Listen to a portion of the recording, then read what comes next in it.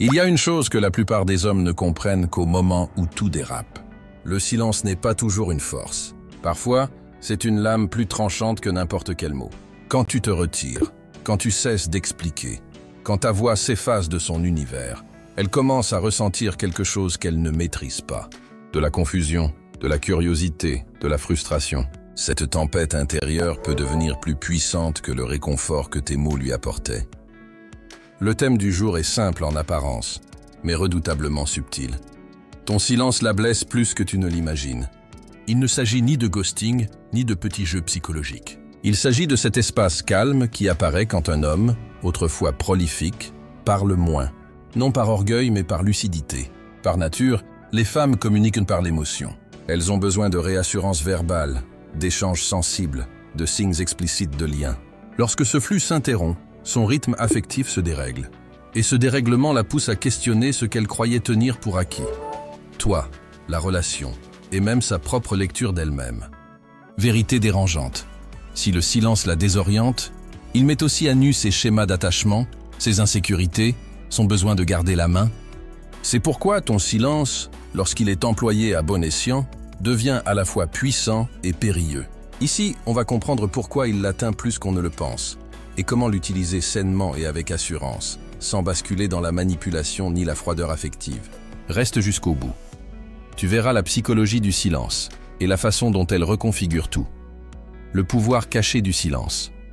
La plupart des hommes sous-estiment la force contenue dans leur silence. Ils imaginent que communiquer, c'est toujours en dire davantage, expliquer plus finement, prouver sans relâche. En réalité, le silence possède une gravité psychologique que les mots n'égalent pas. Ce n'est pas une absence d'expression, c'est un message en soi. Quand tu cesses de parler, de réagir, de surjustifier, tu modifies l'énergie de chaque interaction. Celle qui est en face, surtout si c'est une femme, ressent immédiatement ce basculement. Ce n'est ni de l'arrogance ni une fermeture émotionnelle, c'est du contrôle. La maîtrise de ton énergie, de tes états, de la part de toi que tu offres. Les femmes sont finement accordées aux signaux affectifs. Elles s'épanouissent dans la connexion, l'échange, la réassurance.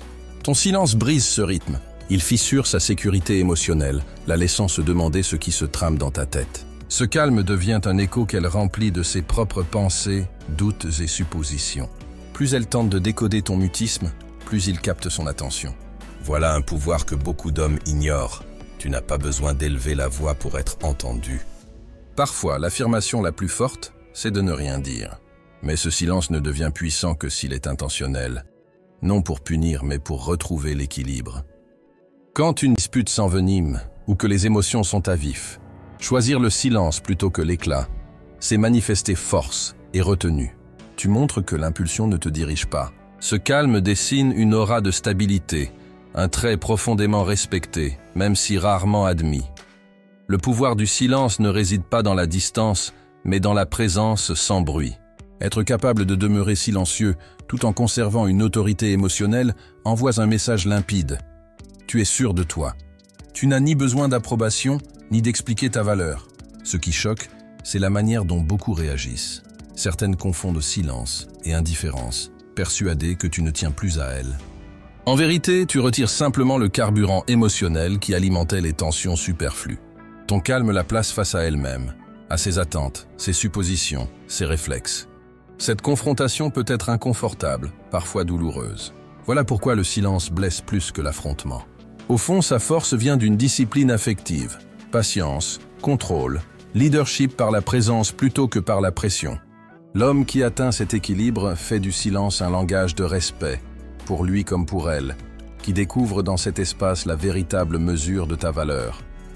Comment les femmes vivent ton absence? Quand un homme devient silencieux, ce n'est pas simplement remarqué, c'est ressenti. Le silence crée une tension affective qu'aucun mot n'atteint. Dès que tu cesses d'appeler, de texter ou même de réagir comme avant, une réponse intérieure se met en marche chez elle. D'abord, c'est léger. Tu es peut-être occupé, distrait, en besoin d'air. Mais quand les heures s'étirent en jours, le mental s'emballe. Elle interroge non seulement tes sentiments, mais la place qu'elle occupe dans ton regard. Là, la psychologie devient fascinante. Et pour l'homme lucide, responsabilisante.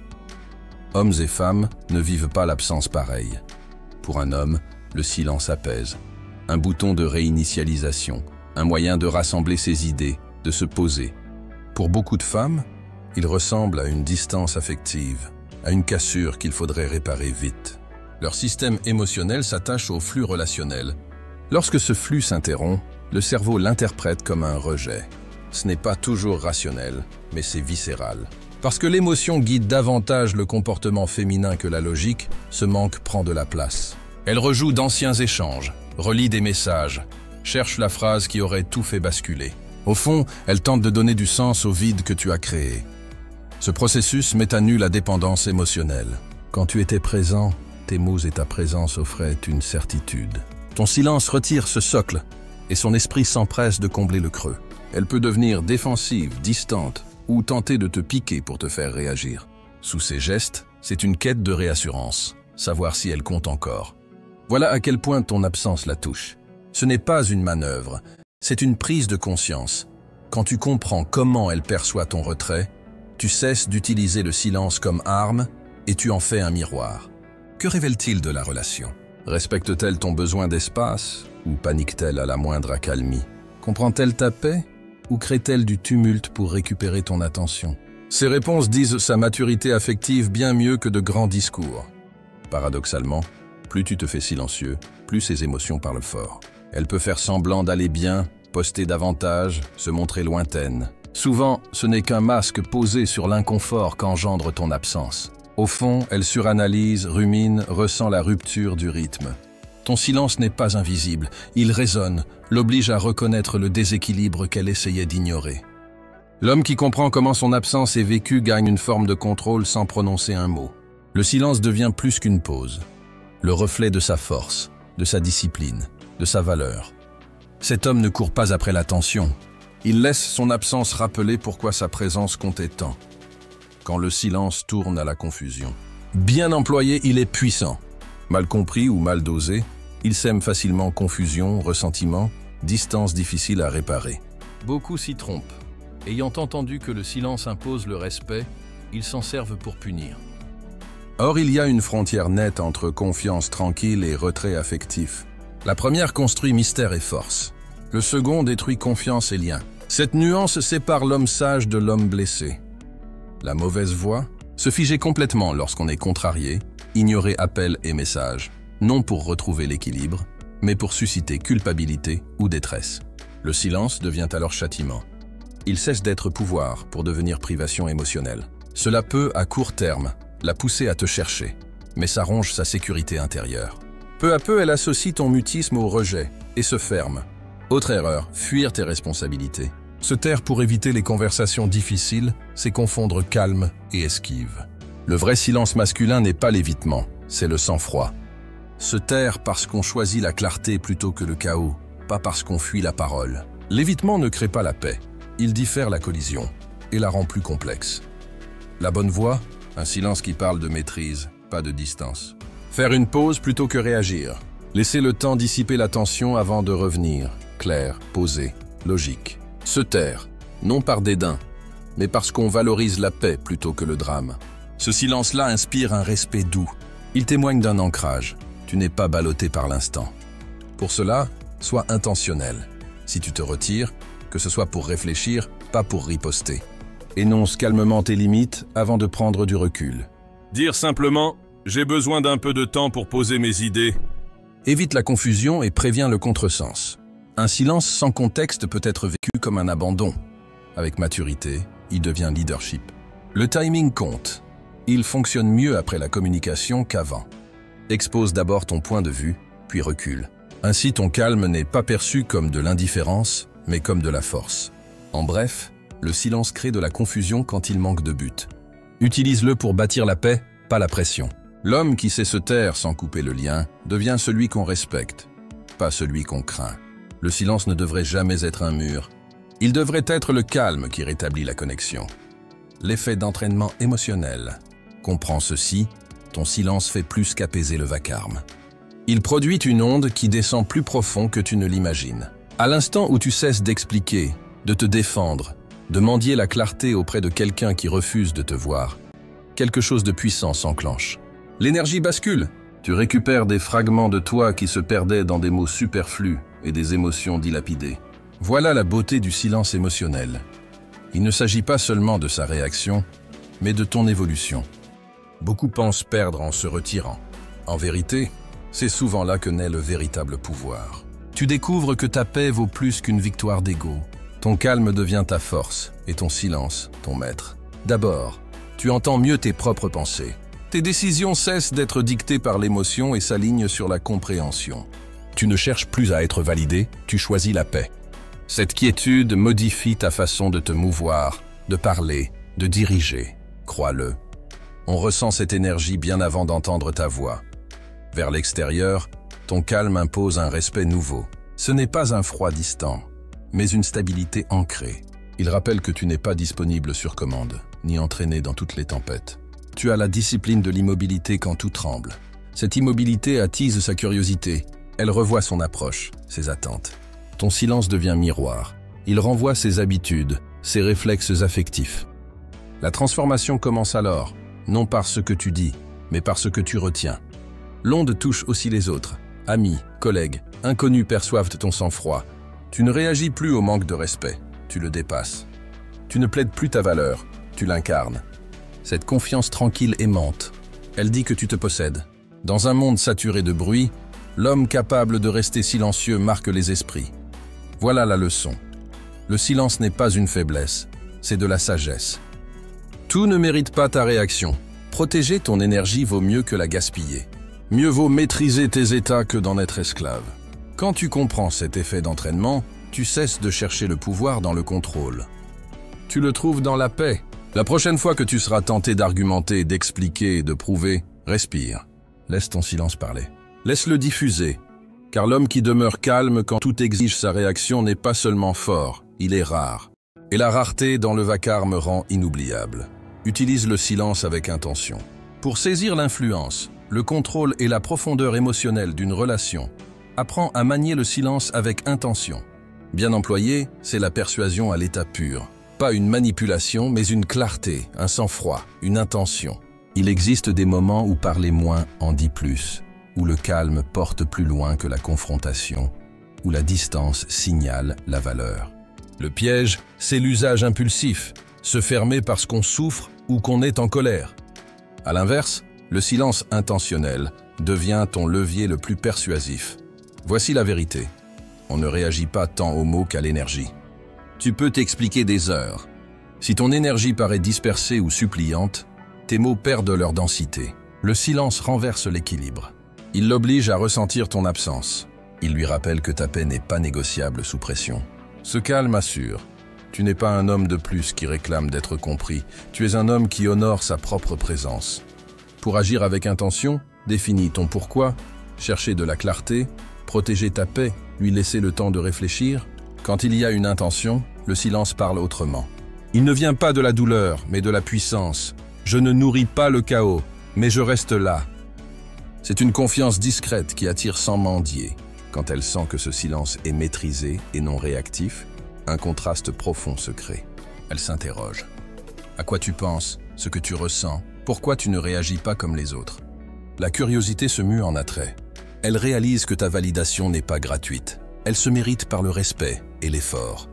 Le silence rappelle que ton attention a une valeur, et c'est la valeur qui crée le désir. La persuasion n'est pas un jeu, c'est une conscience. Un silence punition perd son pouvoir. Un silence réinitialisation gagne du respect. La ligne est fine entre mystère et manipulation. Tout se joue dans l'intention. Si ton but est la paix, ton silence devient une encre. Évite le piège du silence-sanction. Beaucoup abusent dès qu'ils découvrent l'efficacité du calme. Ils transforment le silence en stratégie de prise de contrôle, en façon d'induire la culpabilité, de marquer un point. Dès que le silence devient châtiment, il cesse d'être puissant pour devenir toxique. La différence entre un silence sain et une punition repose sur le pourquoi et le comment. Il ne doit jamais naître de l'amertume ou de l'orgueil. Se taire par colère pour blesser, ce n'est pas de la force, c'est projeter sa douleur. Sur le moment, cela peut susciter une réaction. À terme, cela crée la peur, jamais le respect. On sent très bien la différence entre un silence calme et un silence glacé. Le second ferme les cœurs et tue les liens, non par cri, mais par privation. La boussole, c'est l'intelligence émotionnelle. La vraie force n'est pas dans la durée du mutisme, mais dans ce qu'il communique, maturité ou distance. Le bon silence crée un espace pour réfléchir, pas un fossé pour s'éloigner. Employé avec compréhension, il devient pont, pas mur.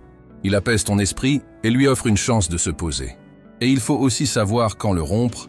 Rester muet indéfiniment ne rend pas puissant, mais absent. La maturité, c'est revenir au dialogue sans froideur dès que les émotions retombent. Le silence enseigne la réflexion. La parole résout. Les deux avancent ensemble. Concrètement, avant de te taire, annonce ton intention. J'ai juste besoin de temps pour clarifier. Cette phrase pose un cadre et évite le contresens. Ce n'est pas un rejet, c'est une régulation. Quand tu reviens, parle posément, sans défense, avec des mots qui rebâtissent au lieu de rallumer l'incendie. Demande-toi enfin pourquoi tu te tais. Pour fuir ou pour te maîtriser? Le premier détruit la confiance, le second la fortifie. Le piège est réel, mais évitable. La clé, c'est la conscience de soi. Le but n'est pas de la rapetisser, mais de te recentrer. Quand tu tiens cet équilibre, le silence devient une compétence qui élève l'intelligence émotionnelle.